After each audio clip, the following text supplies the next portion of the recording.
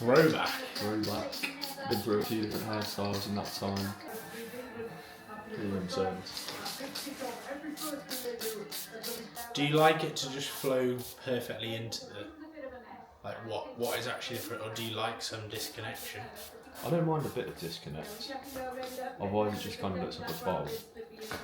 But it's just too long at the moment on the sides, I think. This is a prank, mate. You've been spraying for about 10 minutes.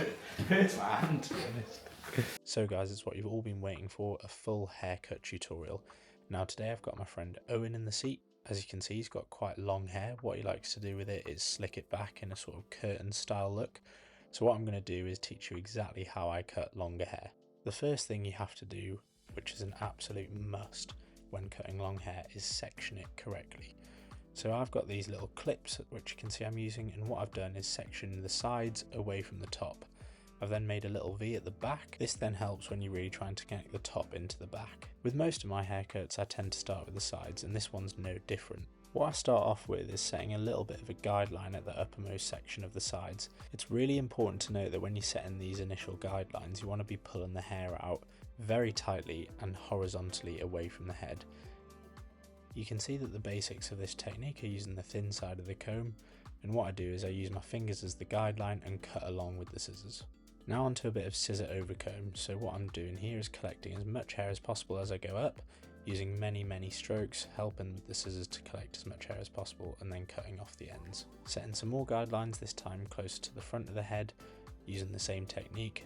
Just make sure again that the hair is being pulled out horizontally or parallel to the head. Be careful using this technique as you are close to cutting your fingers. This next blending technique just looks cool, but you don't really need to do it. But then once I'm happy with all these techniques that I've used to try and blend the sides and cut down the weight as much as possible using scissor-over-comb or setting some guidelines, I'll then bring out my first section, which is that V that we made at the back of the head. This you can then connect really easily into the back and sides by just pulling it down. Once I've unclipped that, I'll then make another section diagonally across the head downwards, pulling away from the head horizontally and catching any of those end bits, making sure to only cut up until your knuckle. Then continuing that process through the V section, making another diagonal line, pulling the hair down, again dragging the hair out horizontally, cutting off those ends, and what you're doing is you're connecting the back and sides together here. Once you've gone through all of that section, you'll start to see the haircut coming along nicely.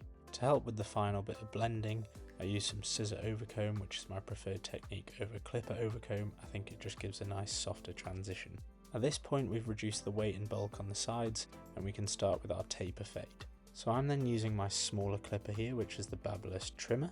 You don't have to use a smaller trimmer, but if you do have it available, it makes this process a lot easier, and I find that these get closer to the head. So if you're looking for that really sharp skin fade, or you want the haircut to last a little bit longer, then I'd really recommend getting one of these. As you saw, to start with I use the clipper facing downwards, but then once the guideline is set, I'll then go up to that line with the trimmer facing upwards. This, along with this foil device, makes sure that all the little hairs are gone off the back of my neck. Now picking up the bigger clipper with the 2 guard on, I'm trying to set my next guideline. I like to use the 2 guard as a good guideline here. It allows me enough room to fade downwards, but also enough connection with using the 3 and 4 guard into the top section that we've already cut. Once that guideline's set, I'll pick up my 1.5 guard, and what I'm trying to do here is just cut below the line we've just set.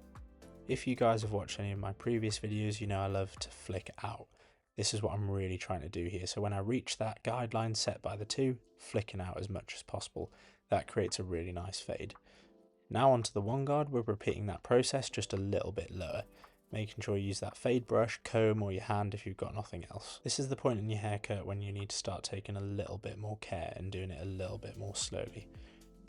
You can see the focus in my eyes here. At the bottom of people's heads, hair starts to grow in different directions, so make sure you're maneuvering the clipper, especially when using different guards, as that can mean that hair doesn't get picked up and therefore the fade looks imbalanced. You might have heard in my previous videos, fading is like colouring in, so you can see already it's getting lighter at the bottom of the hair. This is a good sign.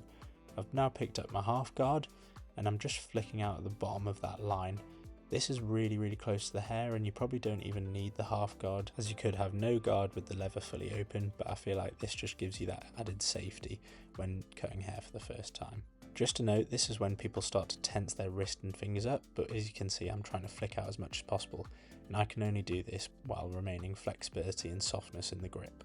As I'm doing a taper, I'm only focusing on the back of the head right now, so I'm not following it all the way round onto the sides. You can see now I've got a naked clipper, no guards on there, just trying to be as light as possible, flicking out, using that C motion. And what I'm trying to do here is then play with the lever. So I've started with it fully open, so that means completely down, and then you can see I'm using my thumb to flick it closed. That's as I'm gradually getting closer and closer to the bottom line, set by that initial guide with the trimmer. At this point the traditional fade is done, however you can see that there's quite a big transition from where I set the 2 guide and then the top that we cut with the scissors. So this is why I like to set the initial guideline with the 2, because now I can pick up the 3 and 4 guards and gradually blend that in, so then the transition isn't as harsh. So once I've connected as much as possible with the 3 and 4 guard, I then pick up the 2 guard and I can then flick out on that line that I set initially. This then allows you to just fade in exactly the same way that you were doing when you're going down the hair, but you're just doing that a little bit higher. The thing you want to be careful here though is just making sure you're not going too high, because you don't want to cut into something with the 2 guard where you don't actually need to go into that. I think that was an easy mistake that I was making at the start, so just making sure you're letting the clipper do the work and just being as light as possible. So you can actually see the line here, and I'm really not happy with that, and that's why I'm going over it as much as possible, making sure to tilt his head to see it in different light, because often as well the shadow effect from the top of his head can create a little bit of a mismatch between what you're seeing and what's actually true.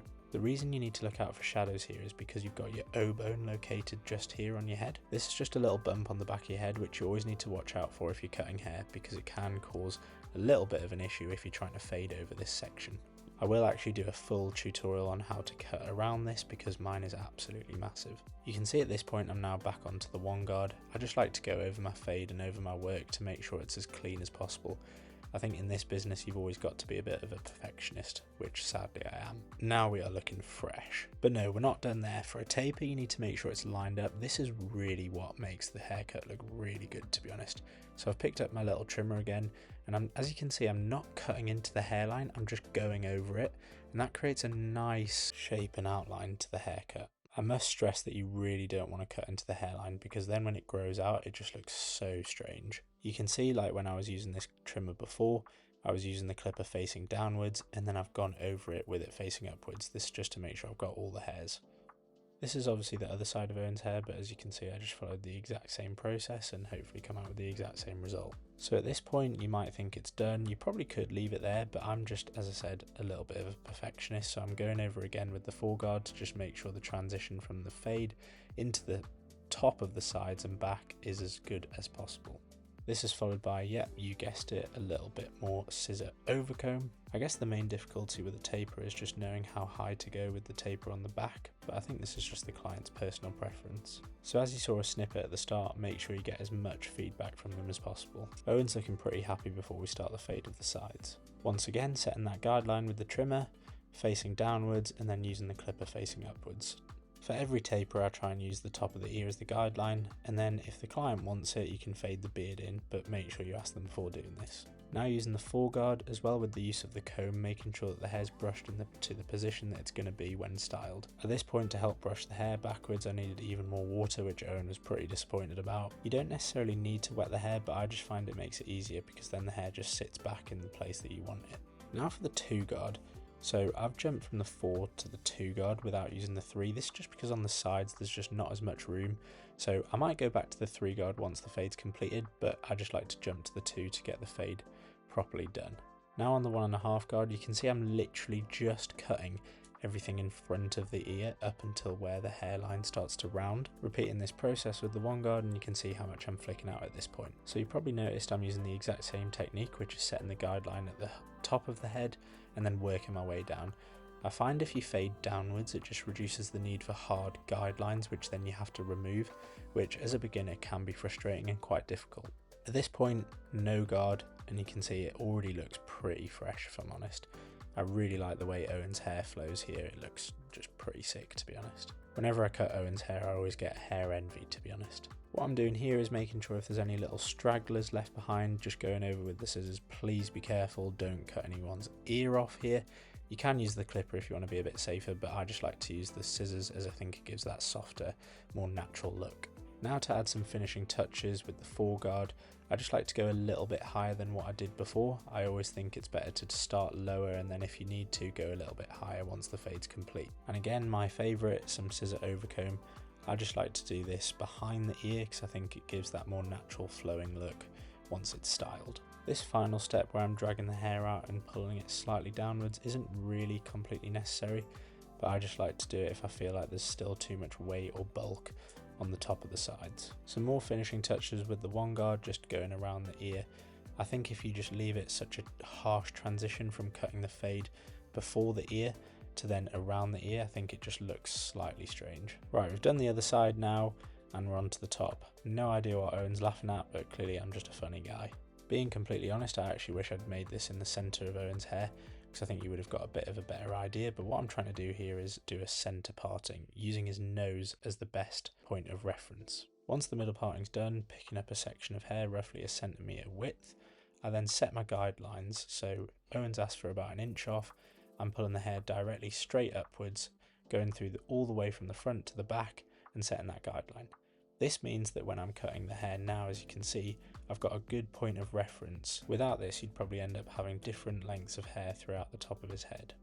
So you can see what I'm doing now is I've cut the front section of the middle and then I've brushed that forward, and then I'm picking up the next section and you can see the guideline in the middle, cutting towards that, making sure I've got everything off, only cutting up until your knuckle, because this is where you lose tension past your knuckle. So in theory, anything you cut past there is probably not going to be the correct length because you're not pulling it to the same tension as the rest of the hair that you've got before your knuckle. So I do each section individually, pushing it forwards and then cutting the next section, working my way all the way to the back of his head to the triangle that we cut previously. Once you've cut the middle, you'll be able to use that as a guideline for the sides. So when I say the sides, I don't mean the actual sides, I mean the top of the sides. So you can see I've brushed all of the hair one way and then I'm using the guideline again to make sure that everything is the exact same length. The top tip for doing this is making sure you grab a section of the hair that you've already cut. This means that you'll always have a guideline to refer to. Once again, working my way through the back of his head, making sure to cover every single section. You don't want to miss out on any, as the client will notice. Also, when I say client, I probably do mean friend or yourself or family member. But to be fair, it depends what level you cut into, because I tend to just do people I know, friends and family, etc. But I guess if you're keen to maybe earn a little bit of money or teach other people, then you probably want to refer to them as the client. You can also see one of the massive perks of being able to cut your mate's hair at home. It's a good way to catch up, and it means you can sort of do 2-in-1, catch up and they can get a nice little trim at the same time. So then you can see once you've gone through most of the top of your head, you've just got this final outstanding section, which is sort of the corner of the top, and it's almost blending into the side. So usually there's this sort of little outstanding section which is maybe a little bit longer than the sides, but it's not the same length of the top. You want to just cut this in a diagonal shape so that you've got as much of this connecting into then the top and the sides. You can see then when I'm brushing it back, it then connects a lot nicer in my opinion. At this point he's starting to look a bit more like himself. I know he likes to centre part it, so I've done that for him, because essentially when it's drying you don't want it to dry in the wrong shape or style. So while I think styling is probably unnecessary, because most of the time, and to be honest I do it every time, is once I've had my haircut I go and shower, I think it can also really help in terms of making sure that the client is happy with the length. So what I've done here is I've styled it in the way Owen would like it, and then he's telling me if that's the right length. So he gave me a bit of feedback, was that, I think the front's actually a little bit too long, I want it to last a little bit longer, but he wanted to see in the mirror. So I've whipped out this tri-mirror, which I used to cut my own hair, you might have seen already. He can then do a little bit of a check, make sure everything's correct, and give me any pointers of what I need to correct. So as I said, his main feedback was the front needs to be a little bit shorter. So what I've done is I've sectioned the front of the hair, and then it just allows me to be able to cut off the ends and a little bit more length, maybe sort of centimetre or inch, and that then gives him the desired length. Quite often people ask me to do this, but I think this is actually a great sign, because it means that I'm not cutting too much off, because I know all types of people go to the barbers and then they say, oh, I asked for this much off, and they actually cut twice the amount off, whereas I always try and do the opposite, try and listen to the customer in the sense of, they only usually want a little bit off or just a tidy up. So it's better to start with a little bit less off and then have to go over it. Obviously it's going to take a little bit longer, but to be honest, it's better to get it right in my opinion. So at this point, I think it's pretty much finished. It's just the finishing touches, the styling, making sure everything's connected as you want it. I would say even if you know that the person's just going to go for a shower later or they're just going to style it yourself, still style it in the way that you think that they're going to do it, or ask them even, because then this allows you to make sure that there's no sort of errors or inconsistencies in the hair. It allows you to also just go over the entire haircut, making sure that you're happy with it personally, because I guess when you're cutting your mate's hair or your family's hair, you're going to see it more than often than not, a bit more regularly than the barbers would. They obviously see it once it's finished and then never see you again, whereas you're going to see them and you're going to notice your work and you're going to be even more hypercritical. So make sure you're happy with it, because you're going to be seeing it a lot. And that is that, to be honest. It took me probably, I'll be honest, an hour or so, but I just like to take my time, catch up with Owen, all those types of nice things. I'm not in a rush. So yeah, that's exactly how I do it. And let me know if you have any questions. I'll be happy to help. Yeah, nice. Good flow. It looks, the flow is Yeah, nice. that's really good. Your hair is lovely. Took a little video afterwards. It looks pretty sick, to be honest, but I think that's just mostly Owen's hair. Anyway guys, thanks for watching. Catch you in the next one.